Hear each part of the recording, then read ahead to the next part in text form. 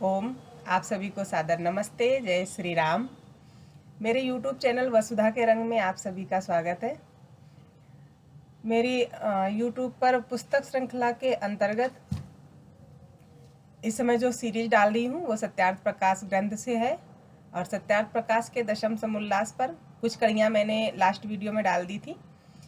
कुछ कड़ियाँ और डालनी बाकी थी जो इस वीडियो में लेकर आई हूँ।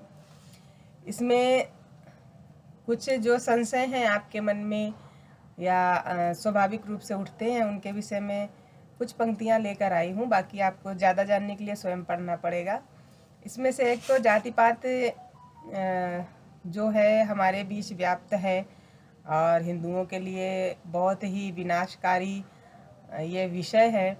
उस पर स्वामी जी लिखते हैं, जाति पात के बहुत ही विरोधी थे। स्वामी जी ने कुरीतियों का सदैव विरोध किया, चाहे वो विधवा विवाह हो जिसमें बहुत ही छोटी उम्र में विवाह हो जाते थे और फिर यदि बालिकाएं विधवा हो जाती हैं तो उनका पुनर्विवाह नहीं किया जाता था, उसका उन्होंने विरोध किया था बहुत ज़्यादा। स्त्री शिक्षा पर जो समय कुरीति व्याप्त थी, स्त्री शिक्षा नहीं पा रही थी, उस पर उन्होंने बहुत ज़्यादा विरोध किया था। स्त्री शिक्षा के पक्षधर थे और बाल विवाह का विरोध किया था। इस तरह समाज में प्रचलित बहुत सारी कुरीतियों का उन्होंने विरोध किया था। और लेकिन हम इन सारी चीज़ों के बारे में बहुत कम जानते हैं क्योंकि उनका एक ही दर्पण समाज में दिखा दिया गया कि वो मूर्ति पूजा के विरोधी थे।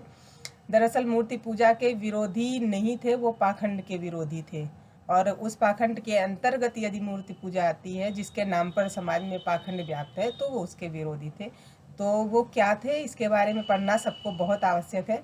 इसी तरह वो समाज में एक जो सबसे ज़्यादा व्याप्त कुरीति थी जिसके कारण हमारे ऊपर और जो विदेशी थे वो राज कर रहे थे, फूट डाल रहे थे, वो थी जाति पात वाली व्यवस्था। और क्योंकि जो जाति पात व्यवस्था है ये वैदिक व्यवस्था नहीं है, सनातन संस्कृति की व्यवस्था नहीं है। हमारी संस्कृति में वर्ण व्यवस्था है, जाति व्यवस्था नहीं है। इसलिए वो ये जो कुरीति थी जाति पात, इसके वो बहुत बड़े विरोधी थे। तो इस विषय पर आपको इसमें पढ़ने को मिलेगा।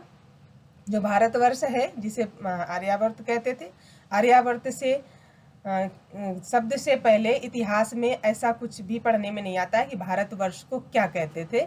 इसलिए भारतवर्ष का जो प्रथम नाम है, सबसे प्राचीन नाम है, वो आर्यावर्त है।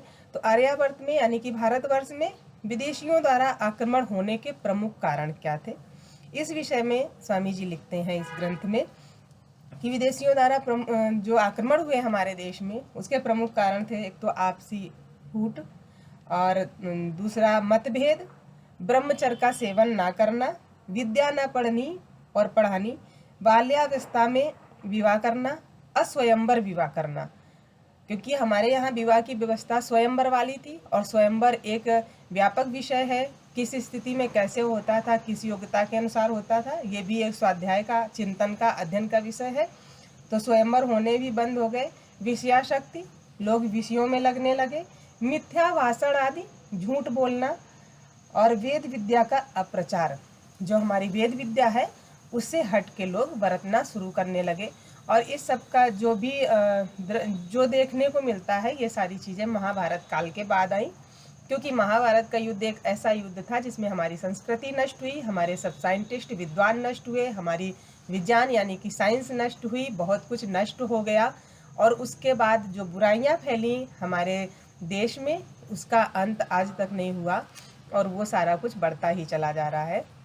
तो इस तरह हमारी संस्कृति कमज़ोर पड़ने पर, और महाभारत काल में भी देखते हैं कि आपसी फूट हुई थी, भाई भाई के बीच विरोध हुआ था, जो भी झगड़े थे भाई भाई के थे।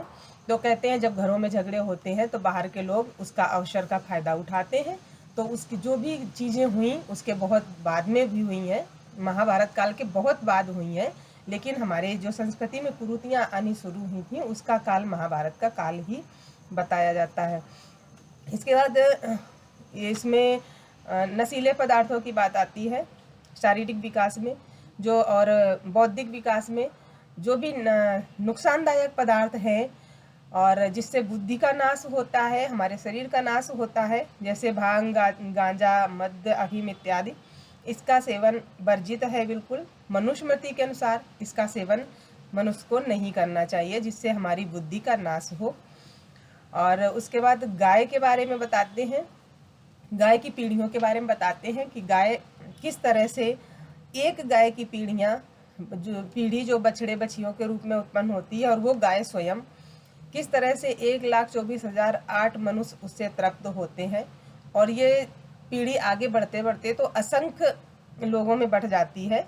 लेकिन ये गाय की और उसके बछड़े बछियों की पीढ़ी के बारे में बताते हैं, बहुत अच्छा वर्णन करते हैं। इसके बाद जो भी दुधारू पशु हैं, बकरी है, भैंस है, जो भी हम मनुष्यों को तृप्त करते हैं, मनुष्य जिनसे भोजन के रूप में दूध प्राप्त करते हैं, ऐसे पशुओं को मारना तो बहुत ही एक निकृष्ट कार्य है हमारी संस्कृति में। लेकिन इसके अतिरिक्त भी जो पशु मनुष्य की सहायता करते हैं, बोझा ढोते हैं या अन्य तरीके से सहायता करते हैं, जैसे हाथी, घोड़े, ऊंट, गधे इत्यादि, इनको मारने वाले लोगों को भी मनुष्य मारने जैसे लोगों की श्रेणी में रखा गया है कि जो लोग ऐसे पशुओं को मारते हैं, ऐसे पशुओं की हत्या करते हैं, उनको ऐसा मानना चाहिए कि इन्होंने मनुष्यों की हत्या कर दी है, ये मनुष्य के हत्यारे हैं। और हत्यारे लोगों को दंड देना राजपुरुषों के हाथ में होता है। वहाँ प्रश्न ये भी आता है कि यदि पशुओं को ना मारा जाए तो वो बढ़ जाएंगे, इस पर भी बहुत अच्छा समाधान करते हैं। इसके बाद अहिंसक पशुओं की यानी हानिकारक पशुओं की बात आती है। हानिकारक मनुष्यों की बात आती है कि समाज के लिए, मनुष्य जाति के लिए, प्रकृति के लिए जो भी हानिकारक है इस सृष्टि क्रम में, पशु या मनुष्य जो ईश्वरीय संविधान को हानि पहुंचाते हैं, प्राकृतिक नियम को हानि पहुंचाते हैं, उनको दंड दिया जाना चाहिए या नहीं। तो बिल्कुल इसमें व्यवस्था है ऐसी कि ऐसे लोगों को राजपुरुषों के द्वारा दंड दिया जाना आवश्यक है, चाहे वो हानिकारक पशु हो और चाहे हानिकारक मनुष्य हो, उसको प्राण मुक्त किया जाना आवश्यक है। अब इसमें कुछ लोग संशय उठाएंगे कि राजपुरुष ही अगर अच्छे ना हो तो हम जहाँ से इस सीरीज की शुरुआत की हमने सत्यार्थ प्रकाश की, कृपया करके शुरू से वीडियो सुने। जब आप स्टेप बाय स्टेप सुनेंगे कैसे प्रगति होती है और किस तरह से व्यवस्थाएं होती हैं, तभी आप इन चीज़ों को समझ पाएंगे। बीच से उठा के कोई भी बात लेके उस पर संशय ना करें। और इसके बाद है कि साथ भोजन करने, जैसे कि हम साथ में भोजन करते हैं, आजकल बहुत टीवी सीरियल या फिल्मों में दिखाया गया एक दूसरे का जूठा खाना, उच्छिष्ट खाना, कोई किसी का भी जूठा खा लेता है। पार्टियां मनाई जाती हैं, वहाँ पर केक वगैरह के ऐसे सिस्टम दिखाए जाते हैं, केक काटे जाते हैं, लोग एक बाइट उठा के दूसरों के मुंह में डालते हैं, वही जूठा दूसरे के मुंह में डालते हैं, वही जूठा दूसरे के मुंह में डालते हैं, जो कि आज हमारी युवा पीढ़ी में या आज की पीढ़ी में बहुत ये चीज़ असर कर गई है। हमारे बड़े बुजुर्गों में ऐसा नहीं था, हम अन्य लोगों का जूठा नहीं खाते थे, जूठा पानी नहीं पीते थे, हमारे बड़े बुजुर्ग इस बात को ध्यान में रखते थे। लेकिन आज ऐसा कम देखने को मिलता है। हमारी संस्कृति के अनुसार और मनुस्मृति के अनुसार इस तरह से व्यवहार करना, साथ में एक दूसरे का उच्छिष्ट खाना बिल्कुल ही वर्जित है। साथ में एक ही थाली में खाना भी ऐसे लोगों के साथ वर्जित है, क्योंकि दूसरा व्यक्ति यदि कोई बीमारी रखता है, उसके पास ऐसी कोई रोग है, वो साथ में खाने से हमारे अंदर भी प्रवेश करता है या हमारा ब्लड उससे खराब होता है, या वो किस प्रवृत्ति का है हमें नहीं पता होता है।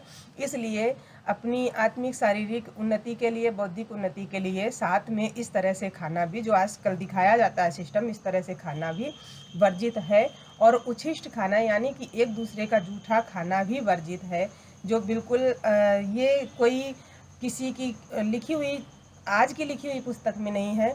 मनुस्मृति संविधान के अनुसार ये चीज़ें हमारे समाज में वर्जित हैं।